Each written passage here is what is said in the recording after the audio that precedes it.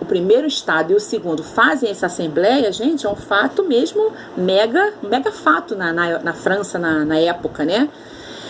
E aí, qual era o medo, na verdade, do primeiro e do segundo estado? O terceiro estado, que era aquela classe mais pobre um pouco, ela representava 90%, tá? Mais de 90% de toda a população da França na época. Ou seja, 100%. Tem 90% do terceiro estado.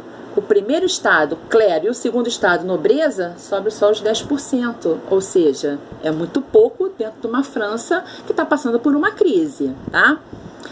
E aí, certo, né? E era certo assim que numa votação na Assembleia, o terceiro estado venceria, porque 90% das pessoas eram do terceiro estado. E o povo, logicamente, ia votar, né? Todo mundo a favor do terceiro estado. Mas aí, o que o primeiro e o segundo fazem então? Mudam as normas em cima da hora. Fala assim, olha só, nem todo mundo vai votar. Numa assembleia que se tivesse ali um exemplo, tá? Se tivesse 30 girondinos e 30 jacobinos, vamos dizer assim, 30. Não era só isso, tá? Só ali você teria 60 votos, né? Então, o primeiro estado e o segundo, clero e nobreza, estaria perdido. Então, o que eles fazem? Olha só. Cada estamento, primeiro, segundo, terceiro estado, os 3 estamentos, cada estamento desse vai ter direito a um voto. Ou seja, o clero e a nobreza já tinham aí 2 votos contra um só do terceiro estado. Então, logicamente que o clero e a nobreza já tinham ganho, 2 contra 1. Eles não fazem pelo número de pessoas, e sim, como eles sabem que vão perder, eles modificam as normas e falam, olha só, não vai ter voto para todo mundo, é um para cada estamento, primeiro, segundo, terceiro, então você tem 2-1 aí, entenderam?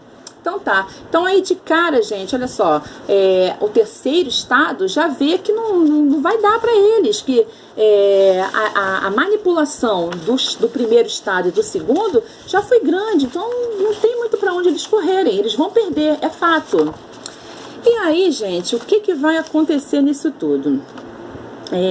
Isso foi o pontapé inicial, tá, da Revolução Francesa, porque o terceiro estado formado por aqueles que eu já falei para vocês, jacobinos, girondinos, sans-culottes, camponeses, eles decidem se separar do primeiro e do segundo estado. Olha só, vamos fazer um governo à parte deles. Vamos fazer um governo que veja a nossa situação e não fique vendo a situação do primeiro e do segundo estado.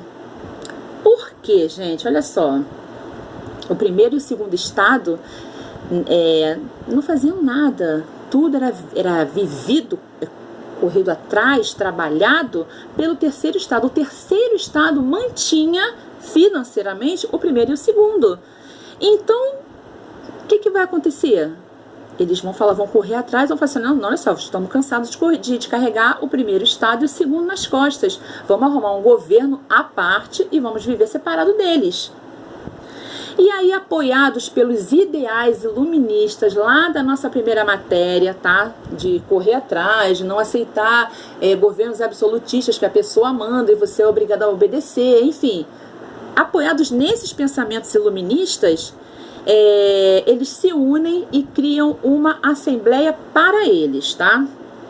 Essa assembleia, gente, vai se chamar Assembleia Nacional Constituinte. O terceiro estado vai se separar do primeiro e do segundo e vão falar, olha, vamos resolver nossa situação, arrumar um governo à parte pra gente poder sobreviver, porque senão a gente vai morrer de fome. E aí eles criam essa Assembleia Nacional Constituinte. E lá eles decidem que vão criar um governo só para eles, baseado, né, nos pensamentos iluministas, e só que ele não vai ser tão fácil assim. Eles vão sofrer muita repressão por parte do governo, gente. O primeiro e o segundo estado vão perseguir eles e vão assim, ter duras penas, né? Vão sofrer. E aí, gente, em 14 de julho de 1789, é decidido na Assembleia Geral deles que eles vão derrubar o rei. Vamos derrubar o rei, gente, acabou. Olha só, não vamos perder, o negócio tá ficando feio pra gente, então vamos tirar o rei do comando. Vocês já escutaram falar num fato histórico chamado a Queda da Bastilha? Então, foi nesse dia, 14 de julho, fica famoso por esse fato histórico, a Queda da Bastilha. Bastilha era uma prisão onde o rei mandava todo mundo que ele queria que fosse preso. Fez alguma coisa errada? Prendia. Era opositor do rei? Prendia. Era opositor do governo absolutista? O rei prendia.